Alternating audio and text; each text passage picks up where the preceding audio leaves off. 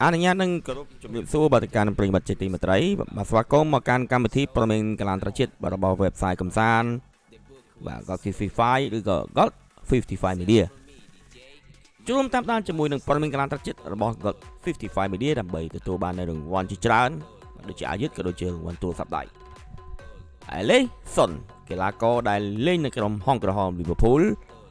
បានទទួលនៅការរបួសនៅក្នុងការប្រកួតបាទទល់នឹងក្រុម Galatasaray ដែលអាចធ្វើឲ្យគេមិនអាចបាទលេងរហូតទៅដល់បាទការប្រកួត International Break បាទខែ11បាទបន្ទាប់ពីគេបានទទួលរងរបួសកីឡាករបាទឥឡូវសិនចាំទីបាទរបស់ក្រុមហង្សក្រហម Liverpool រងរបួសពីប៉ះជាមួយនឹង Galatasaray ឥឡូវនេះកំពុងតែស្ថិតនៅក្នុងការតាមដានហើយបើតាមព័ត៌មានបញ្ជាក់ហ្នឹងគឺអាចនឹងវិលមកវិញនៅក្នុងចុងខែ11ឬក៏ដើមខែ12ធ្វើឲ្យហង្សក្រហម Liverpool កាន់តែឈឺក្បាលហើយយ៉ាងណាមិញ Liverpool បានចាញ់ពីប្រកួតជាប់គ្នានៅក្នុង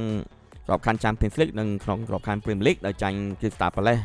2-1ហើយចាញ់ Galatasaray 1-0យើងចាំមើលថាតើកីឡាកររូបនេះអាចនឹងជួយ Liverpool តាន់ពេលដែរទេស្របពេលដែល Liverpool កំពុងតែធ្លាក់ជើងចាំតាមដានទស្សនាទាំងអស់គ្នាស្របពេលដែលនៅក្នុងបាទចុងខែ10នេះគឺមានការប្រកួតបាទរវាងក្រុមហង្សក្រហម Liverpool បាទជាមួយនឹង Manchester United ផងគណៈពេលនេះខ្ញុំបាទនឹងក្រុមការងាររបស់